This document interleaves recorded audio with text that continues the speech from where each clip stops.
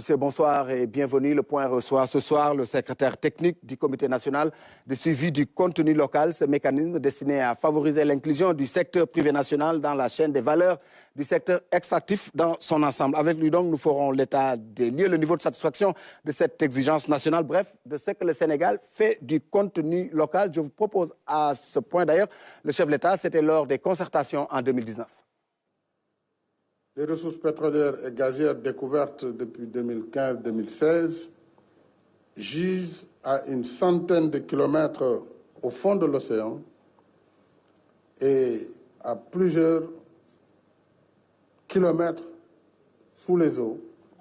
Et c'est de là-bas qu'il faudra aller extraire ces hydrocarbures avec des investissements colossaux et des technologies complexes. Si nous voulons pleinement bénéficier de l'industrie du pétrole et du gaz, il nous faut maîtriser la chaîne de valeur de la filière pour tirer avantage de ces opportunités. Tirer avantage des opportunités du secteur. Mor Ndiaye Mbaye, bonsoir. Bonsoir, oui, vous êtes le secrétaire technique du Comité national de suivi du contenu local. Dans cet extrait que vous venez de suivre, le chef de l'État a campé le décor. On est là, carrément dans les enjeux de ce secteur. Le contenu local, c'est quoi? Merci, M. Faye. Permettez-moi de saluer l'ensemble de vos téléspectateurs, mais également de féliciter nos lienceaux pour la belle victoire qu'ils ont eue aujourd'hui. 5-0, hein? Voilà, de souhaiter qu'il en soit ainsi jusqu'à la fin, qu'il nous ramène la coupe. Comme vous l'avez si bien dit, le chef de l'État, un homme de l'art, a bien campé le sujet. Le contenu local, c'est l'ensemble des retombées qu'on peut avoir de ces opérations sur toute la chaîne de valeur pétrolière, depuis l'exploration jusqu'à la production, en passant par le développement des gisements. Donc, sur toute cette chaîne-là, il va falloir travailler à maximiser les retombées de ces opérations dans notre économie. On ne parle pas encore de revenus. Absolument, on ne parle pas de revenus. Voilà. On parle de travaux qu'il faut faire. Il a dit qu'on est dans un secteur très complexe avec des investissements colossaux. Il dit qu'il faut aller à des centaines de kilomètres en profondeur pour extraire ces ressources-là. Autrement dit, c'était quelque chose contre quoi le Sénégal doit se préparer. Hein. Absolument. La complexité, elle est énorme parce qu'une ressource pour laquelle il faut aller 100 à 120 km à l'intérieur de la mer et aller là-bas, les profondeurs c'est autour de 3 km, ça peut aller jusqu'à 3000 km ou plus, et commencer à forer dans de la roche jusqu'à 2 km pour aller retrouver ces ressources, c'est quelque chose d'extrêmement complexe. Donc, comme il a dit, c'est une industrie qui absorbe énormément de ressources budgétaires et des technologies aussi extrêmement complexes. Tout cela a été fait. Le Sénégal est dans une autre phase. On va vers l'exploitation de ces ressources-là. Il fallait s'y préparer. Est-ce qu'aujourd'hui, au regard de ce qu'il a dit, il faut se préparer à ça pour tirer profit de ces ressources-là? Il faut maîtriser la chaîne des valeurs. Est-ce qu'aujourd'hui, le Sénégal a la carte en main pour... Absolument. Il faut souligner un aspect inédit dans ces opérations-là. C'est la prouesse que les autorités sénégalaises ont réussi en mettant en place tout un cadre légal parachevé et un cadre institutionnel complet avant même qu'on arrive à la production de ces ressources-là. On ne l'a vu nulle part au monde. Il n'y a aucun pays au monde où on a pu mettre tout ce cadre d'abord avant la production. Les champions qu'on cite aujourd'hui en termes de contenu local, ils ont eu plusieurs décennies, la plupart, plusieurs décennies d'exploitation, donc de production de ces ressources, avant d'adresser de la manière qu'il faut cette question de contenu local. Nous, contrairement à ceux qui pensent qu'on a un retard par rapport à ces opérations-là, aujourd'hui, le cadre est parachevé, le cadre institutionnel est mis en place, les travaux ont commencé et l'économie du pays commence à bénéficier des retombées de ces opérations. Je peux vous citer quelques exemples assez éloquents. Sur le champ de GTA, lorsqu'il a fallu fabriquer les caissons que vous voyez pour constituer la digue de protection de l'usine au niveau de Saint-Louis, un peu au large, vers 10 km des côtes de Saint-Louis. Il a fallu donc trouver un espace pour fabriquer ces caissons. Ces caissons, c'est de grosses infrastructures qui pèsent 16 000 tonnes l'unité. 13 000 tonnes de béton, de fer, de ciment. Il a fallu trouver un espace pour les fabriquer. Un caisson, pour vous donner des chiffres, c'est 52 mètres de long sur 32 de large et une hauteur de plus de 20 mètres. Rien qu'en béton, fer et ciment, comme j'ai dit. Ils ont été fabriqués au port de Dakar. Mais comme vous le savez, le port de Dakar est très, très congestionné. Il n'y a pas d'espace. Il a fallu donc trouver cet espace-là. L'équation, c'était où trouver l'espace. Parce qu'une telle infrastructure, la fabriquer est une chose, mais également pouvoir la transporter est une autre. Il faut être proche de l'eau. Il a fallu remblayer la mer au port de Dakar sur 13 hectares pour pouvoir trouver une base permettant de fabriquer ces caissons. Cette opération s'est déroulée ici, sans tambour ni trompette, pendant 2 ans, et ça a été réalisé par des Sénégalais. L'ingénieur chef de ce projet est un Sénégalais. Toute l'équipe est constituée de jeunes Sénégalais. Plus de 1800 jeunes ont travaillé sur ce projet et ça a impliqué la participation de plus de 300 entreprises au niveau de la sous-traitance, entreprises sénégalaises. Voilà un bel exemple de contenu local. Aujourd'hui, les caissons ont été fabriqués, transportés sur site et installés. Qu'est-ce qui reste? Le port de Dakar s'est enrichi de 13 hectares de plus de son espace, qu'il est en train aujourd'hui d'exploiter en le mettant à la disposition des différents acteurs portuaires. Voilà des exemples de contenu local. On en a d'autres. On en a d'autres. À côté de cela, il influe aussi sur la formation. On a vu la mise en place de l'INPG, l'Institut national du pétrole et du gaz, et toute cette batterie de mesures autour. Est-ce qu'on peut dire que le président a anticipé ce qu'on appelle ailleurs la malédiction du pétrole? Sénégal, c'est zéro risque, on peut dire. Hein. Enfin, au Sénégal, ce serait impropre de parler de malédiction du pétrole. En tout cas, jusque-là, tous les jalons qu'il faut poser, qui sont nécessaires pour faire de ces ressources-là une bénédiction, l'ont été. À commencer par la transparence. Je n'ai vu nulle part au monde un pays où vous pouvez aujourd'hui disposer d'un contrat pétrolier sur le net. Je suis de nature très curieux, je passe mon temps à faire des recherches. Au Sénégal, ça se fait? Mais tous nos contrats sont sur le net? Tous nos contrats sont publiés, sont sur le net, accessibles pour tout le monde. Ça, c'est déjà quelque chose. Ensuite, comme vous le dites, le chef de l'État étant homme de l'art, maîtrisant parfaitement les enjeux et tout ce qui entre dans ces opérations-là, a su prendre les devants en mettant en place, comme je l'ai dit, tout un ensemble de dispositifs législatifs et réglementaires pour encadrer ces opérations-là. Le contenu local, il l'a campé dans son discours. Il y a les retombées, il y a les opérations qui se déroulent depuis la phase d'exploration jusqu'à la production. Et après production, on va parler maintenant de part de l'État, de revenus. Parce que c'est après, quand on va commencer la production, qu'on va maintenant mettre un schéma pour dire qu'il faut rembourser les investissements. Donc, il faut affecter une partie des recettes au remboursement des investissements. Et l'autre partie est considérée comme un bénéfice et ça sert de base de partage entre l'État et les communes. D'accord, on va revenir sur cet aspect-là. On peut revenir là-dessus. Mais vous connaissez très bien le secteur. Vous étiez, je crois, directeur de cabinet du ministre de l'Énergie au moment de la fameuse découverte. Vous avez suivi tout ce processus-là.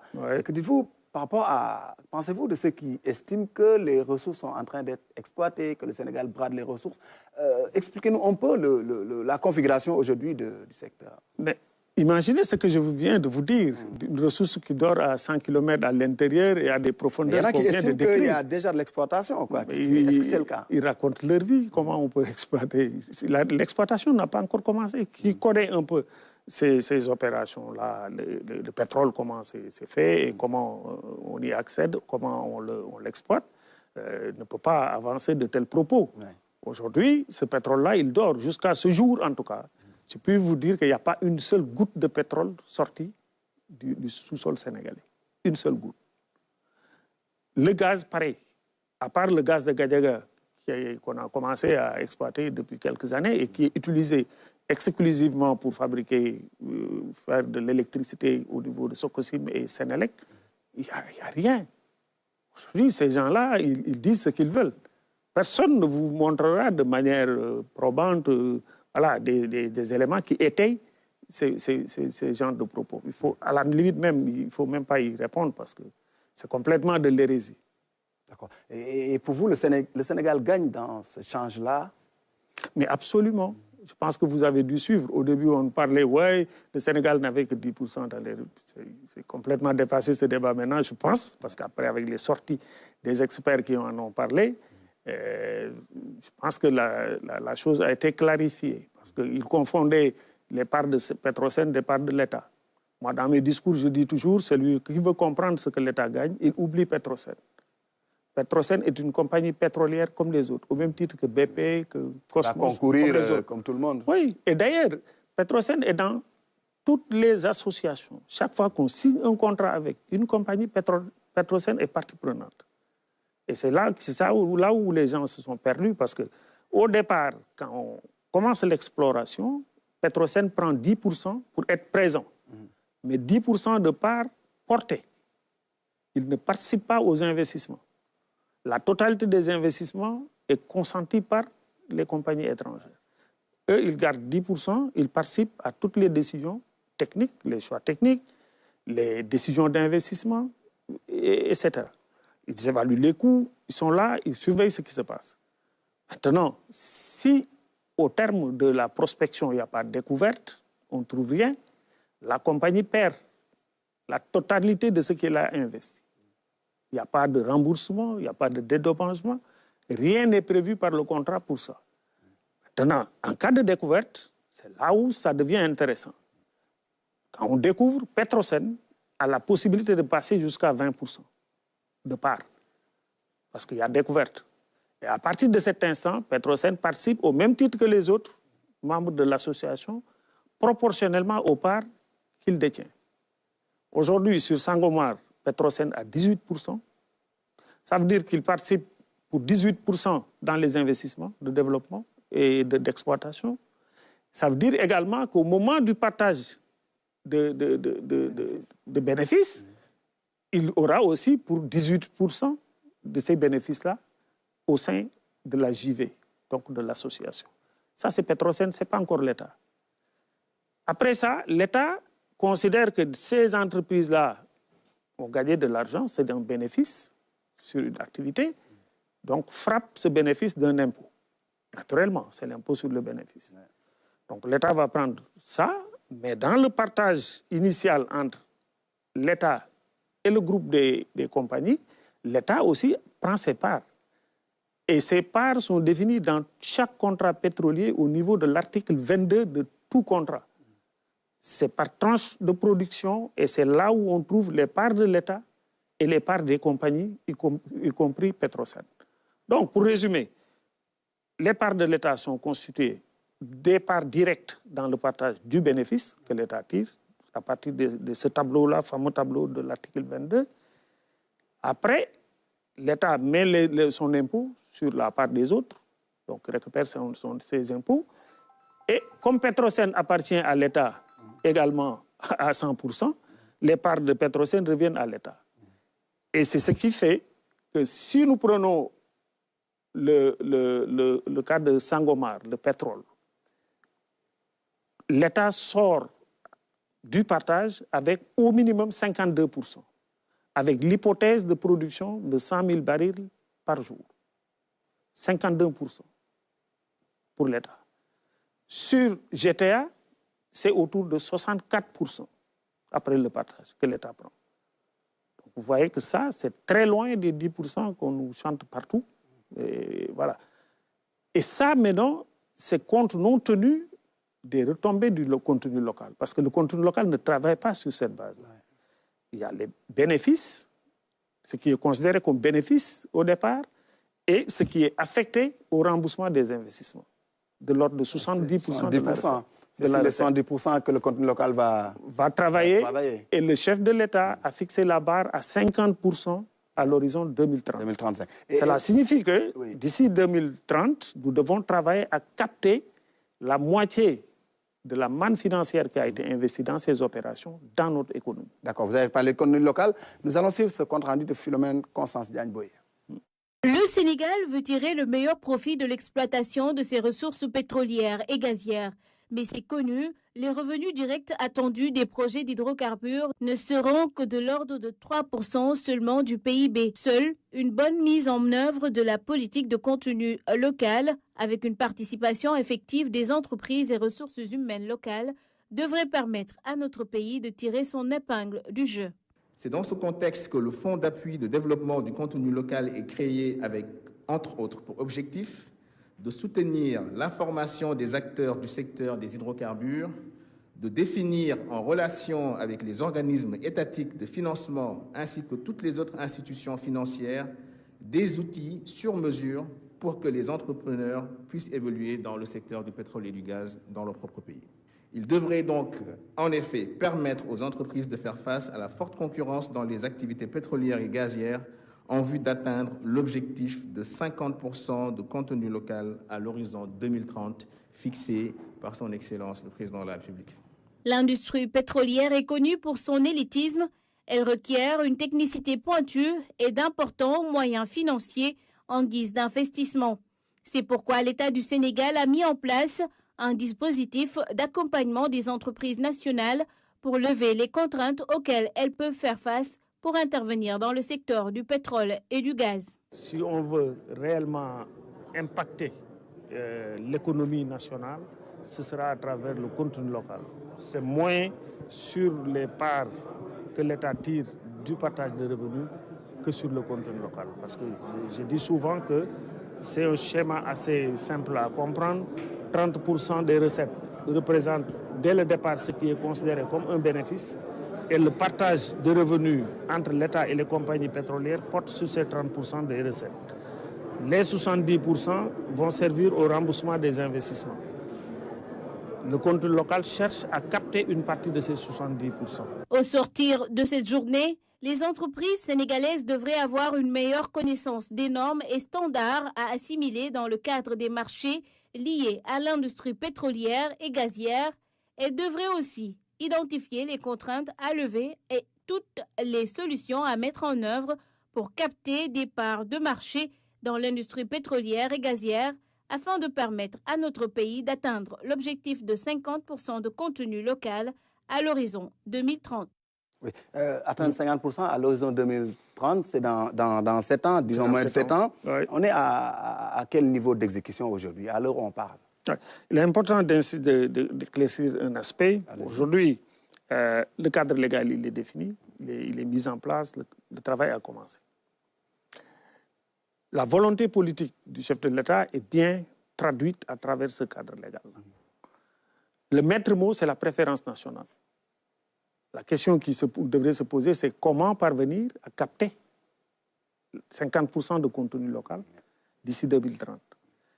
Nous avons 2 leviers essentiellement, c'est la participation des ressources humaines dans les opérations. Mais avant ça, dites-nous à quel niveau d'exécution on est aujourd'hui? On est assez avancé, j'y viens, parce qu'il faut qu'on comprenne d'abord. Allez-y. C'est la participation des ressources humaines dans les opérations. Absolument. Et la participation des entreprises sénégalaises comme sous-traitantes dans ces opérations. Pour le premier aspect, les ressources humaines, la volonté politique, elle est très claire, comme je l'ai dit tantôt, préférence nationale. On a vu ces Sénégalais envoyés un peu partout dans le monde pour suivre des formations au niveau des bateaux et tout ça. C'est ça, la loi veut qu'à compétence égale qu'on choisisse des Sénégalais. Et quand on utilise des étrangers, qu'on fournisse chaque année un plan de succession.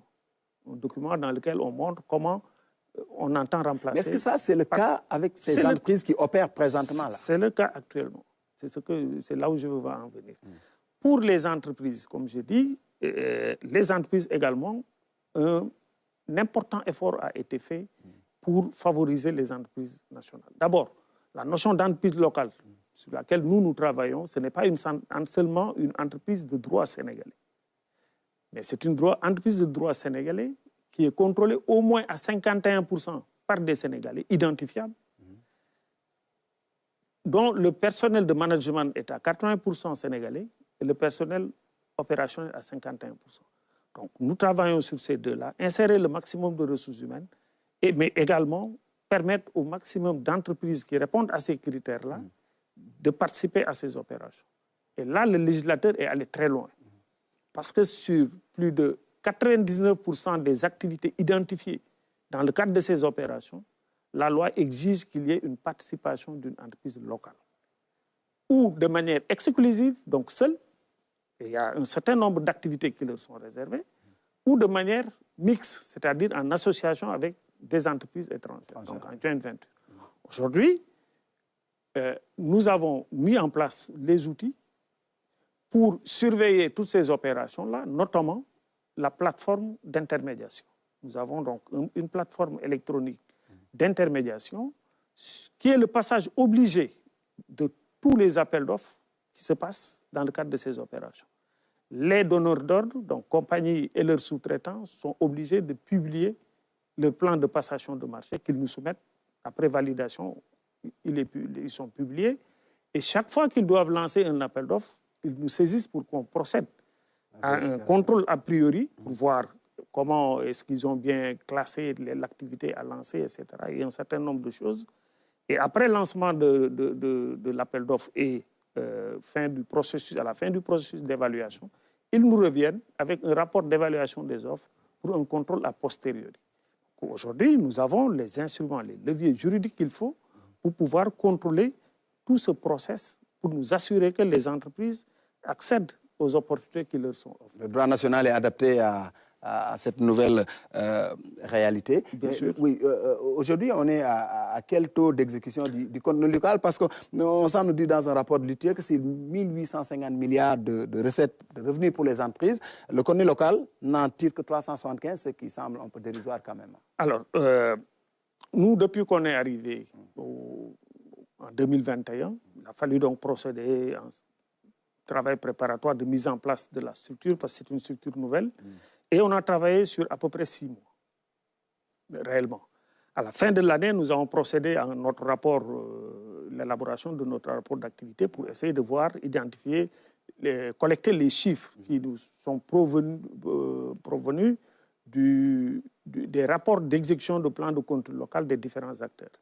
Quand on a exploité ce qu'on a pu découvrir, c'est 3862 emplois créés, plus de 218 milliards de contrats signés par des entreprises locales, des sociétés locales, et beaucoup d'heures de formation, autour de 55 000 heures de formation dispensées à notre capital humain. D'accord. Nous avons quelques résultats. Aujourd'hui, nous sommes en train de travailler sur le rapport 2022 et je pense qu'il va ressortir des chiffres qui vont au-delà de ce que je viens de vous dire. Mais est-ce que, pour ces entreprises qui sont toutes appelées à rejoindre ce mécanisme-là, il y a un problème de profil pour les gens, il y a un problème de formation, il y a un problème de financement. Est-ce que toutes ces questions-là, vous les prenez en... Tout à fait. C'est pourquoi le législateur ne s'est pas arrêté en si bon chemin. Ils ont mis en place des outils d'accompagnement. Ouais.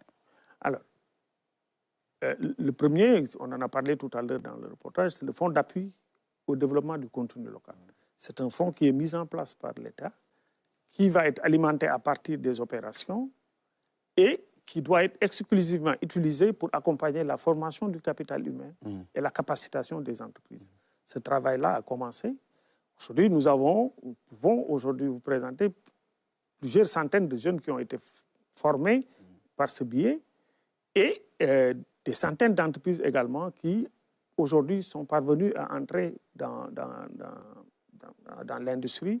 Donc, et actuellement, sont des acteurs là-dedans. Mais vous visez peut-être un futur proche, hein? Vous dites que nous allons. Oui. Nous allons. Non. Est-ce que ce fonds-là, il est alimenté ou est-ce qu'il n'est pas? Aujourd'hui, il est alimenté en partie. Ce n'est pas totalement. Nous n'avons pas encore atteint le truc. Mais aujourd'hui, le fonds, il est alimenté à partir d'une dotation budgétaire de l'État que nous recevons. Il n'a pas été très importante, mais que nous refaisons. Le président a récemment décidé qu'on le porte à 1 milliard. Mais ce n'est pas ça l'objectif. L'objectif, c'était de tirer des ressources de ce secteur par le biais de la plateforme d'intermédiation qui accueille les différents acteurs, qui payent des redevances annuelles pour figurer sur la plateforme. Nous avons également un autre instrument important qui va bientôt être mis en place, c'est une taxe parafiscale qui est un prélèvement que nous devons opérer sur chaque contrat signé dans le cadre de ces opérations. Qui va être destiné à alimenter le fonds.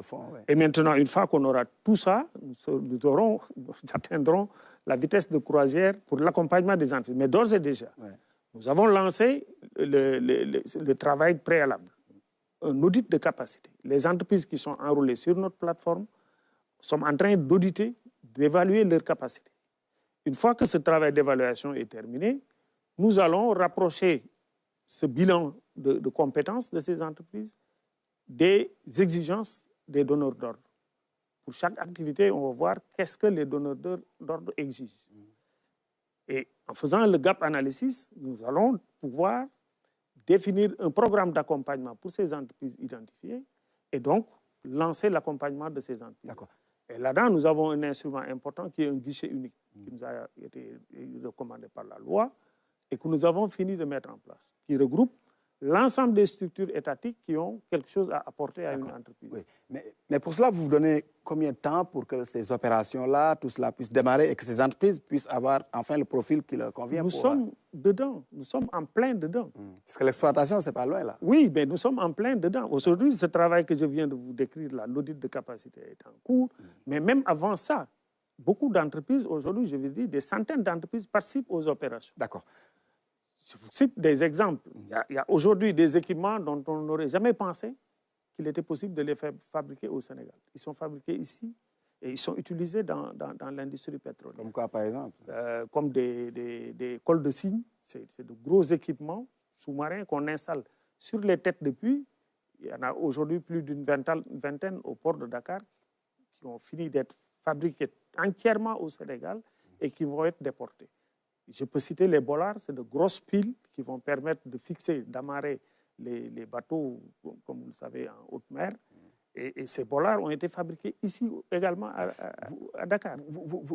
Plus près de chez moi, à Thiès, au lycée technique de Thiès, on fabrique des équipements qui sont en train d'être installés aujourd'hui, utilisés Vous faites tout cela se fait au Sénégal, les populations ne comprennent pas, l'État, personne ne communique sur ça pour montrer au moins aux populations que quelque part les choses avancent. Oui, mais vous savez, on a eu... Autrement dit, vous favorisez la rumeur non, autour de toute cette industrie, de cette non, attendez, parce que c'est vrai que la communication, c'est une tâche sans fin. Ah oui. Surtout au Sénégal où la pollution de l'information est terrible.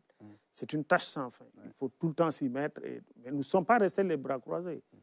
C'est que les questions, l'ampleur de la tâche est énorme. Parce que arriver au moment où on a 2 ans de travail, parce que les opérations avaient commencé 2 ans avant notre arrivée, il fallait s'insérer, ne pas impacter les opérations parce qu'on amène des choses nouvelles, c'est un cadre légal, c'est une nouvelle façon de faire. Si on ne joue pas avec pédagogie, on allait impacter le déroulement des opérations. Or, la date du first oil, first gaz, il ne faut pas qu'on la rate. On veut qu'à date échue, le pétrole sorte et que le gaz sorte enfin. Donc, il a fallu jouer beaucoup d'ouverture et de souplesse pour amener progressivement, parce qu'il fallait se focaliser sur cet aspect-là, convaincre les acteurs, partager avec les acteurs ce cadre légal-là pour qu'ils comprennent qu'ils doivent se remettre en cause et changer leur façon de faire, sortir de leur zone de confort et intégrer aujourd'hui cette volonté politique qui a été traduite dans ce cadre légal. On s'est concentré sur ça. Et aujourd'hui, on peut au moins, je ne vais pas dire glorifier, mais en tout cas, on peut dire que l'ensemble la totalité des acteurs, en tout cas sur les projets Sangomar, ils sont aujourd'hui en ligne avec ces dispositions légales. Il y a un secteur non moins important, je dis que vous connaissez très bien le secteur de l'énergie. Vous savez que le Sénégal a opté pour le mix énergétique. Aujourd'hui, on est à 30% de mix énergétique, l'un des taux les plus gros dans la sous-région, en tout cas, même dans le monde. En Afrique. Est-ce qu'aujourd'hui, l'arrivée du gaz ne va pas un peu refroidir les ardeurs à ce niveau-là? Ne risque-t-elle pas d'altérer la dynamique? C'est vrai que, non, parce qu'aujourd'hui, le gaz, quand il va arriver, c'est vrai qu'on va avoir de nouvelles centrales à gaz. Ça pollue moins, hein, le gaz. Donc, oui, ça pollue moins. Ça va peut-être forcément faire baisser le taux de 30%, mais les instructions du chef de l'État sont claires à ce niveau-là. il faudra tout faire pour maintenir ce taux. Ça veut dire que si ça baisse par l'arrivée de nouvelles centrales à gaz, il faudra lancer d'autres projets d'énergie renouvelable pour maintenir le taux à 30%. Ça, des Sénégalais qui s'activent dans ce secteur-là aussi, c'est du contenu local finalement. Vous n'allez pas tuer l'emploi à ce niveau-là. Mais non, c'est du contenu local. Oui. Et c'est le contenu local là qu'il faut amener dans le secteur de l'énergie. Les mines s'y mettent aujourd'hui, ils ont une loi sur le contenu local. Les infrastructures devraient également s'y mettre, etc. Et je pense que la voie de salut de notre économie, c'est le contenu local. D'accord. Vous êtes par ailleurs un expert en numérique. Vous connaissez aussi la politique numérique de l'État du Sénégal, le digital. Vous avez suivi tous ces projets-là. Quel est aujourd'hui l'état des lieux dans ce secteur? À quel niveau se trouve le Sénégal par rapport à cette politique Alors, digitale, vous me déroutez parce que je oui, on est à la fin. Juste un mot sur ça quand même. Mais je pense que vous êtes au courant de la SN 2025. Ouais. Je signale au passage que j'ai été aussi directeur de cabinet. C'est mon précédent poste du ministère de l'économie numérique. Ouais. Et quand on est arrivé, la première action à faire, c'était d'évaluer un peu cette stratégie SN 2025, Sénégal numérique 2025. Parce qu'elle avait 3 ans d'existence, il fallait donc évaluer, parce que dans le secteur du numérique, 3 ans, c'est beaucoup. Évaluer donc la stratégie, intégrer les nouvelles technologies, les nouvelles donnes dans cette stratégie-là, mais également élaborer un plan d'action opérationnel. Nous avons fait ce travail-là pendant 1 an et demi, donc évaluation, intégration, donc actualisation de cette stratégie, et au moment où on partait, voilà, les projets devaient commencer. Et c'est le cas aujourd'hui. Ouais, je pense que vous avez suivi récemment la tournée du ministre de l'économie Sénégal Connect. Numérique, Sénégal Connect, qui va partout. Il faut signaler qu'à ce niveau, le Sénégal, quand même, est un pays très, très, très avancé en matière d'infrastructure numérique. Aujourd'hui, il reste à franchir l'autre pas qui consiste à faire un focus sur les services. Nous avons une belle infrastructure. Nous allons bientôt voir arriver un câble sous-marin totalement sénégalais qui nous connecte à Internet. Donc, il va falloir développer les services et procéder à une mutation de notre régulation qui va aller vers une régulation des services plutôt qu'une régulation portée sur les infrastructures. Je pense que tout ça, là, les acteurs le maîtrisent parfaitement. Et ils sont dessus. Et c'est forcément lié à une connexion possible avec l'exploitation du pétrole, le numérique, le digital. Oui, le numérique digital, c'est quelque chose de transversal. Ouais. Je vous ai parlé tantôt de notre outil principal qui est la plateforme d'intermédiation. Ce n'est pas simplement une plateforme où on publie des appels d'offres, mais nous ambitionnons d'aller plus loin.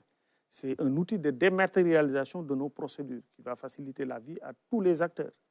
C'est un outil de vetting qui va permettre à des entreprises de s'auto-évaluer, de venir, de remplir, cocher des cases et voir est-ce que, voilà, où est-ce qu'elles en sont au niveau de leur compliance par rapport aux exigences de leur activité. Donc, c'est encore beaucoup d'autres choses que nous comptons développer sur cette plateforme-là pour confirmer cet aspect transversal du numérique et qui permet de booster énormément les activités des différents secteurs. Je vous remercie. Merci. Merci. Mor Ndiaye Mbaye, secrétaire technique du Comité national de suivi du contenu local. Le point ce soir est fini. Rendez-vous mercredi prochain pour d'autres questions d'actualité.